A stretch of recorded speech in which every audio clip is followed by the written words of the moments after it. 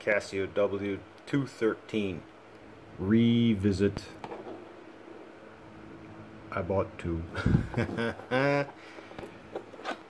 So these are identical. I think this one's going out of production, which is why I'm doing another video on it. Originally, I didn't like this watch all that much, but oh wow, do I love it now. So I'll get some specifications out of the way first and then briefly go over what this watch does. And then you might want to pick one up yourself because I'll explain why I think this is going away. Anyway, so what we got here is a watch with a 45.5 lug to lug. We have a 40mm diameter and 11.7 millimeter thick, extremely lightweight at 28 grams, which is one of the best parts about this watch. But the best just keeps on going because these buttons are amazing, because you can go through the functions really, really fast on this, even faster than an F91. If I want to start a stopwatch, that fast. If I want to cancel, clear, and go back to the home screen, that fast. I can even do it faster when I'm on the wrist. So if I go, and then, okay, it's running, and then, yeah, I have to reach around my phone to do it, but believe me, it is fast. And the great part about it is that you see how you're not jamming into a button when it's close to the wrist like this? Never happens. Great. So before getting into the features, why do I think this is going away? Well, I went to the Casio.com United States website. While this is still listed on the site, it is not in the current catalog. Uh-oh. And when that happens, that usually means the watch will be going out of production. So that's why I went and I got a couple of them right now. I'll have this linked if you want to get one yourself. Now, the one that I can't get, or at least not easily, my favorite version of this watch, which I've never had, I'd love to get it, is the red version. There's a red version of this where the entire case and strap is in rescue red, and it's amazing looking. But in North America, we get this one, the silver case with the black strap, and the blue case with the black strap. And I believe on the blue one that it has a slightly yellowed LCD panel, which I don't like, which is why I like this one better. This thing has the absolute perfect, and I mean perfect, LCD display, because it's a light gray with thick digital segments. And it's really tough to make this thing wash out. I mean, you can start to see wash there, but I have to tilt it back that far, almost out of my vision, just to get that thing to wash. So legibility is got top marks on it. The nightlight is amber, and it's great. I cannot set the afterglow time. It's only 1.5 seconds, but that's okay. So that's the first button we can do on this display. The second one is this one right here, is the 12 to 24 hour time. Blick. Easy enough. It actually does say 1224H on the side, but you almost can't see it. You can do that. If I press and hold this one, that gets to setting the time by a long press. Get to that in a second. And this one down here goes through the modes. If I'm on another mode and I press and hold this, it will reset back to the home screen. Nice. And if I press this, this, and this all at once, and then I press the select button twice, This is everything that can be on the display at once. So there's that. Back to 12-hour time. Setting this thing, long press of the top left, and we start with the second, which we adjust with this, and then go to the next field and then adjust with this. I should note up front that this only moves digits forward and not backward, so if I try to do that with this button, it just turns on the light. Minor trade-off, I'm okay with that. So we set the minute with this, and then next part, we set the hour with this, then we set the minute with this. Next field. This is where we set the year. It is important that you have the correct month, day, and year set, because that is what gets the correct day, which I'll show in a moment. So we set the year here, and people always get confused by this part. They say, oh, I've set the incorrect year. How do I get back to the correct year? Just press and hold this. It will go all the way up to 2099 and then back to 2000, and then we get back to the year we want. Back to 2000 and 1, 3, 4. There we go. That's how you do that. Next field. This is month, day. It does not do day, month. Just month, day. That's all you get. So this goes 1 through 12. 12 months of the year. Next field is the day. That goes through 1 through 31. And then we're back to seconds, and then we exit by pressing top left. And notice that it says Saturday, October 19, 2024. Saturday is correct. It gets that from setting the correct month, day, and year. Next part, we got 1, 2, 3, 4, 5 alarms on this, and we get hourly signal, which is where I can talk about these fields up here now. So when we're on the 00, that is a double beep at the top of every hour, which will sound like this when I press this button and hold it to do the test tone, like that. So if I am on this field 00, I press top left. Watch up here. See that little hyphen up there, bar, whatever. So if this is on, then you hear at the top of every hour. Disable it, just go back to the 00, do that. So we do have a snooze alarm, but only on alarm number 1. So if I press and hold top left, okay, now I'm setting alarm number 1. So I will go ahead and set this to 5:15. Whoop, I went past it. 4, 5, 5:15.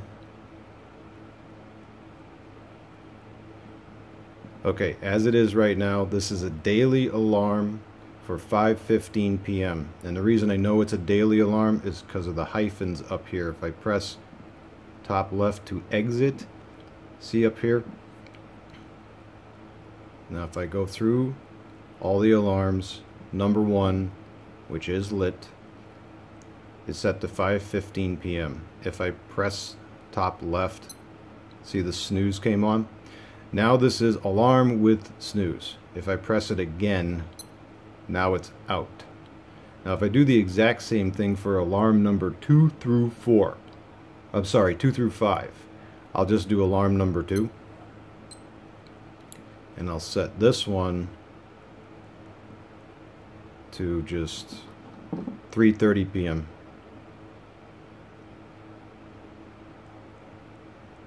So 3:30, and then I'll press this.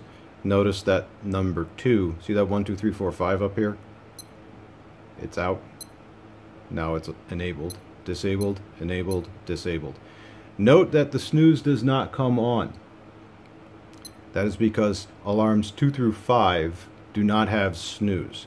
But if I go back to alarm 1, watch up here, alarm is enabled. If I press it again, snooze enabled, press it again, alarm disabled, go here to alarm 2.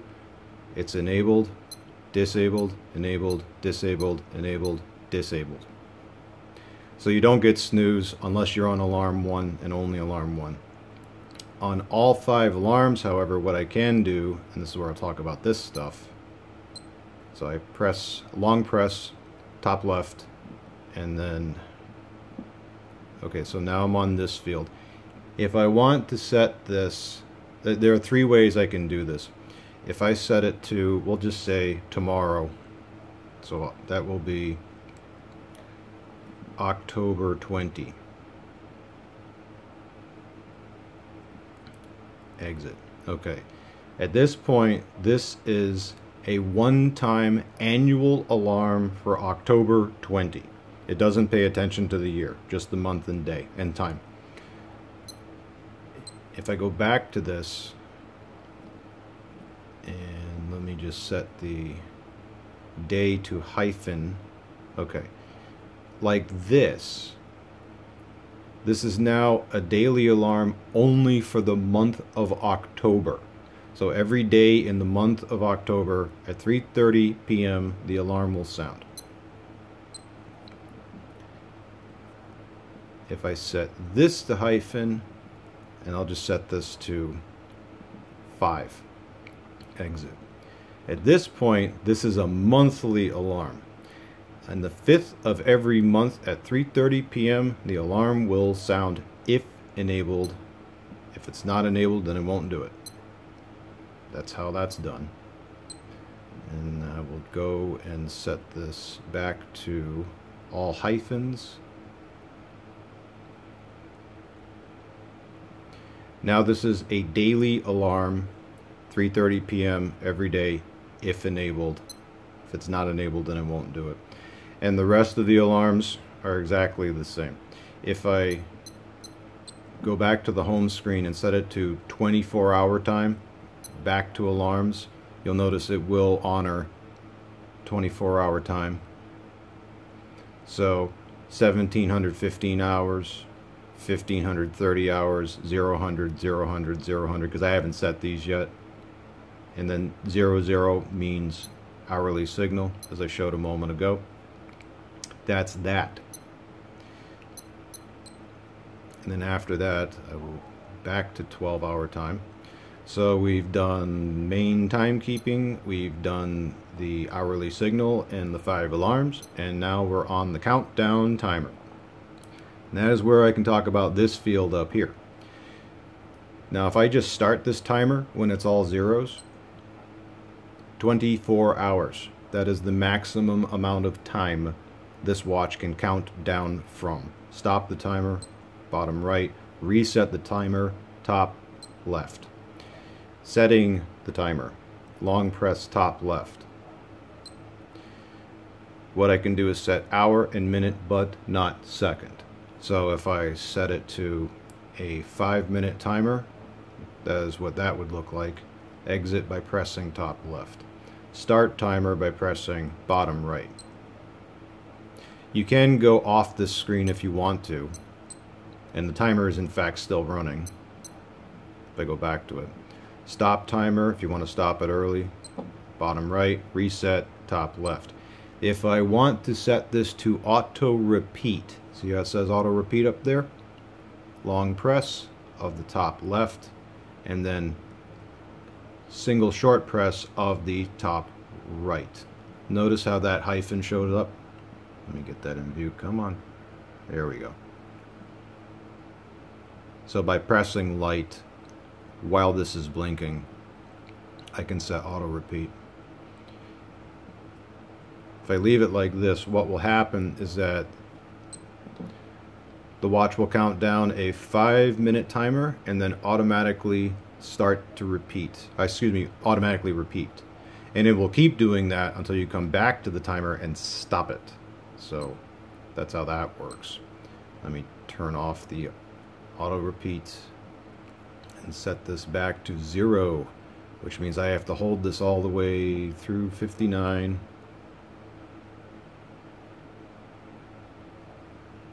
Back to 0. And remember, when it's on all zeros, again, this is a 24-hour timer when you set it to all zeros.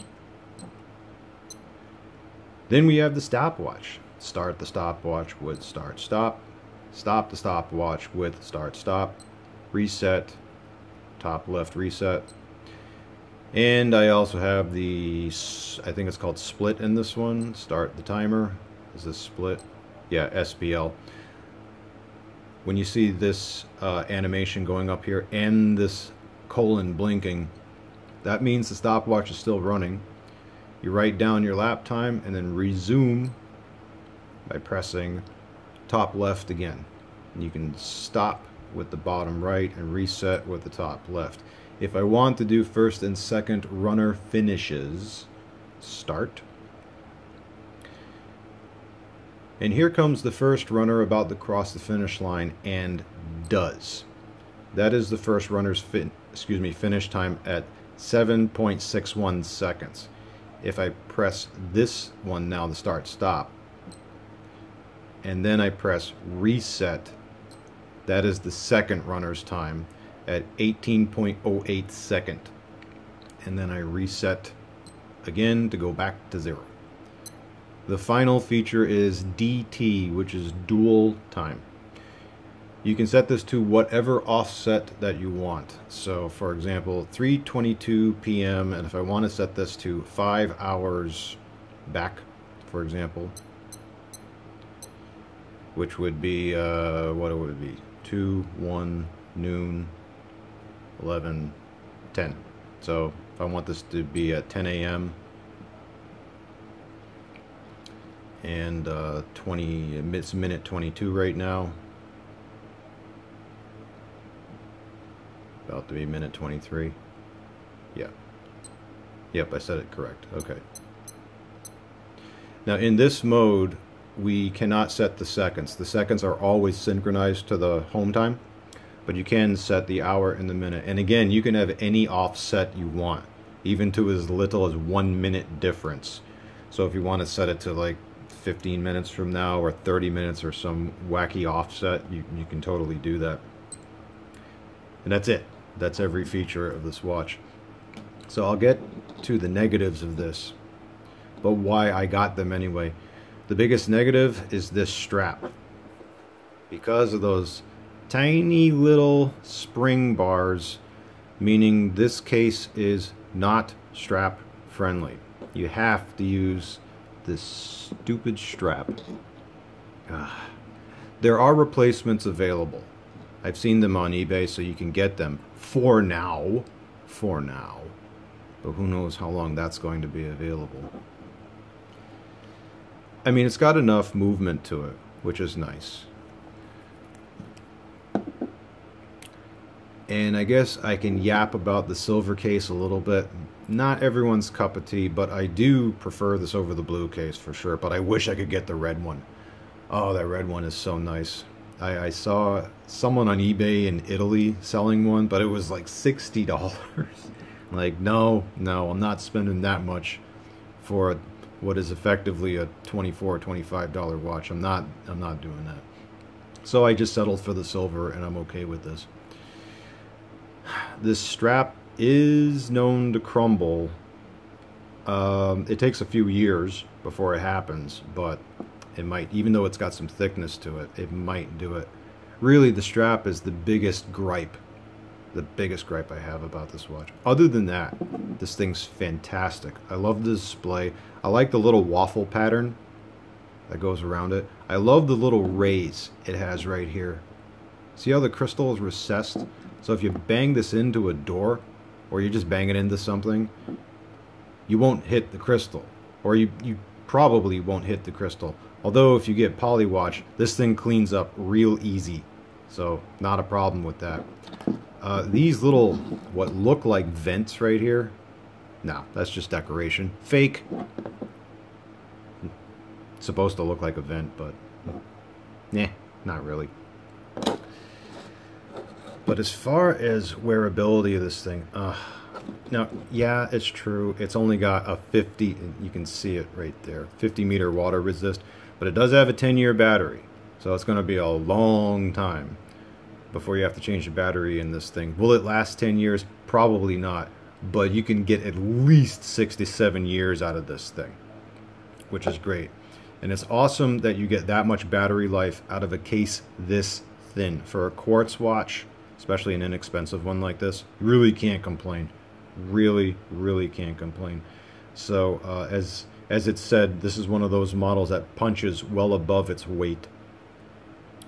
Just, it's a fantastic timepiece, you know, for inexpensive. This is what Casio does best. They pack in just a ton of features. You know, not every watch they make scores as well as this one, but when they get it right, they get it amazingly correct. I did write a full article about this, which I'll link. You can read up on that if you want to, but if you were on the fence about getting your... Oh yeah, there's where it says 10-year battery. Yeah, I knew it said it somewhere. Right there. If you were on the fence about whether to get this one or not, well, now's the time. Because, again, I didn't see this in the Casio catalog on the United States website, which strongly suggests this one, might be going away. So, if you like it, or even if you only kind of like it, better get yours. I got mine. I got two. Yeah.